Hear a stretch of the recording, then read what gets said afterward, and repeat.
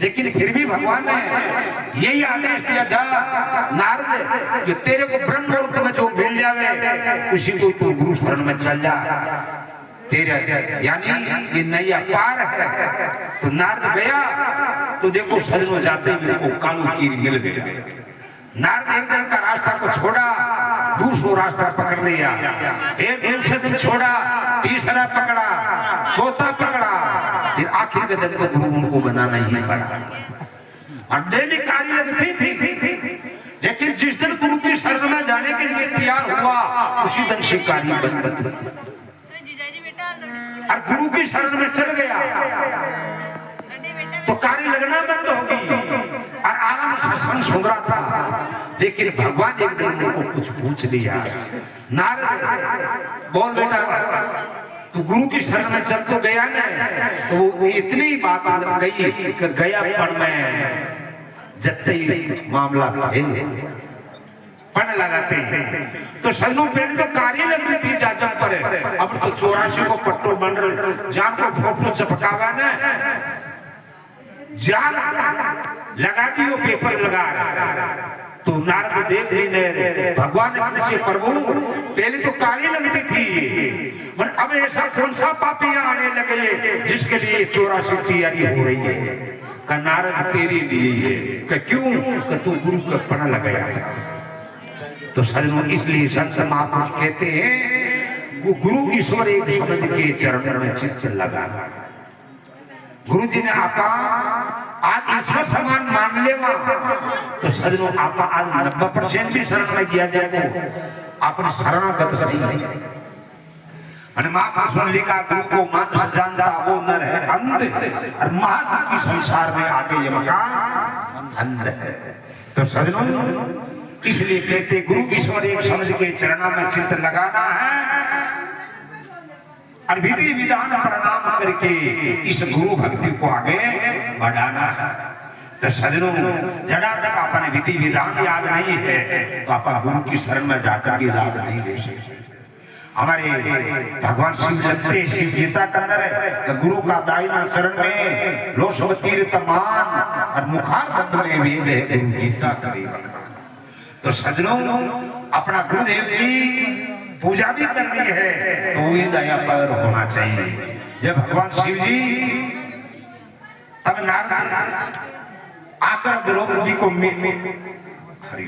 पार्वती को कहते हैं माते श्री आप भगवान शिव के पास रहते हुए भी आपका ये जन्म और मरण रूपी दुख नहीं मिटा है ना।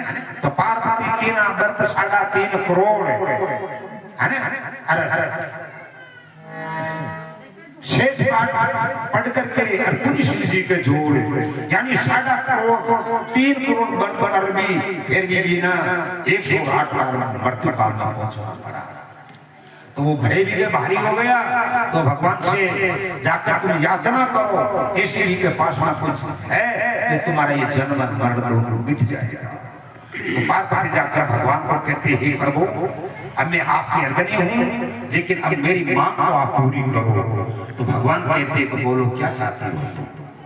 तो वो पार्वती भगवान के पास में जाकर क्या बात कही है कि हे प्रभु कि मेरे को अभी यही बात है कि मैं एक ऐसा मेरे को ध्यान बता दो ताकि मैं एक का ध्यान करने के बाद में शेष ध्यान बाकी नहीं रहेगा। अब पूजा भी मेरे को एक ही बताओ, एक ही पूजा करने से पूरा विश्व की पूजा हो जाए। और मंत्र भी मेरे को ऐसा बता दो कि एक मंत्र फटने से कोई पूरा 3.5 करोड़ मंत्र भी बाकी नहीं रहे सभी में पूर्ण आ जाए। भगवान की हुआ ठीक है और फिर हमारी मुक्ति भी हो जानी चाहिए भगवान वालों जन्म मरना। तो भगवान शिव एक ही मंत्र का नाम का कलम काट दिया। तो भगवान क्या कहते हैं पार्वती ध्यान लगाकर सुनना का बोलो का ध्यान बोलो गुरु मूर्ति। हे पार्वती आज ध्यान तेरा सतगुरु का जो तू ध्यान कर लिया तो फिर ध्यान करना कोई चीज बाकी नहीं रही। ध्यान बोलो गुरु मूर्ति और पूजा बोलो गुरु पदम यानी पूजा भी उस गुरुदेव का चरण की पूजा कर लेंगे तो फिर पूजा शेष बाकी नहीं रहेगी। और मंत्र बोलो गुरु मावा के गुरुदेव का जो दिया हुआ मंत्र है और अभी का जो तू जप कर लिया तो फिर बाकी कोई मंत्र शेष नहीं रहेगा। तो ध्यान मूलम गुरु मूर्ति पूजा मूलम गुरु पदम मंत्र मूलम गुरु महावाक्य तो मोक्ष मूलम गुरु कृपा। फिर मोक्ष कैसे होगी? तो उस गुरुदेव की कृपा जो जीवन पर आ जाएगी तो हे पार्वती तेरी मुक्ति में कुछ संशय नहीं है। तो सजनों बात बताइए आखिरी कि सतगुरु शीश मांगे तो भी नहीं घबराना है और अपना हाथों से काट के और गुरुदेव का चरणों में चढ़ाना है। गुरु ईश्वर एक समझ के चरणों में चित्त लगाना है। देखो सजनों आज गुरुदेव आ जावे ना घर में चढ़ जावे तड़का सरसों का आटा तड़का खोटी हो जाए ए डोडा निकल जाओ तो आज अच्छी बात है। बोल जब आपने श्रद्धा खड़ाते हैं बड़े बड़े मछली शीश काट को तो आगे बढ़े देखिए एक बार है गुरुदेव का एक ही का मसाला 300 चेला बन गया और जो आवाजों इष्टांग प्रणाम करे गुरुदेव ने ना खूब समझाया यानी इस जीव ईश्वर का भेद भी समझाया माया का भेद भी समझाया पंचकोश भी समझाया और पांचों अभेद भेद से भेद भी कराया। लेकिन मैं एक चेलो क्यों तो महाराज मारो भी एक छोटो दो पर्सन है चेला में चाटे में कतरो फर्क है। तो वो गुरुजी के तो बेटा कोई दिन थारा प्रश्न को तो कोई दिन उत्तर लागे आज थारो बेटा बोला वो भारी ज्यादा हो। तो संगो देखो भगवान की कृपा से रोज ने गुरुदेव के अष्टांग प्रणाम कहता तन मन धन वचन गुरुदेव आपका अर्पण है। पर एक दिन गुरु महाराज का हार्ट अटैक वजह खून को दौरों बंद कर चटज में बटोरिया में भर्ती कर चेला ने ना पड़ी जो लेन लागी मन पहली पोत गियो ना जो जार गुरुजी की पकाते पर खड़ो यो डॉक्टर साहब खड़ा में बाहर निकले है ना और तू जल्दी तैयारी कर घंटा खान का और नहीं आई है ना और एक जो तैयार ठीक ही करना हो ना तो अब मैं क्यों जो काम करो एक 2 बोतल खून की चाय जो जल्दी तैयारी कर लो।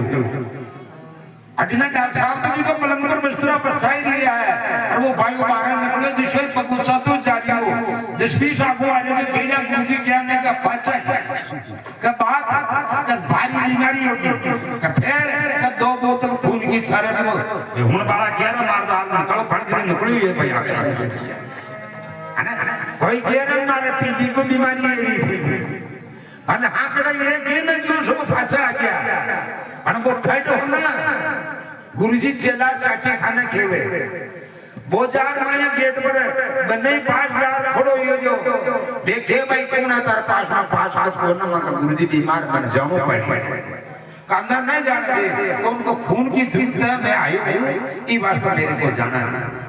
तो उनको अंदर गया और उनको बोला तो भाई 2 बोतल खून की छावे है वो के भाई ने नचोर जतरो निकले ना जतरो तो निकाल ले लेकिन गुरुदेव को ठीक है ना। तो शरीर वो ही शिष्य होता है। सतगुरु शीश मांगे तो भी नहीं घबराना है और अपना हाथों से काट के गुरुदेव का चरणों में चढ़ाना है। आज देखो इस मन को मोड़ना गुरुदेव के पास में हाथ में चाबी है और किसी का पास में नहीं 6 लाख यत्न कर लो लेकिन गुरु के बिना ये अपना जीवन कभी भी परमात्मा की तरफ नहीं थोड़ी बार की बात है। तो देखो सर ये छोटी सी की बात है ये मानव तन आया ना तो इस बात को तुम सोच समझ विचार करो। हो 10 20 50 भया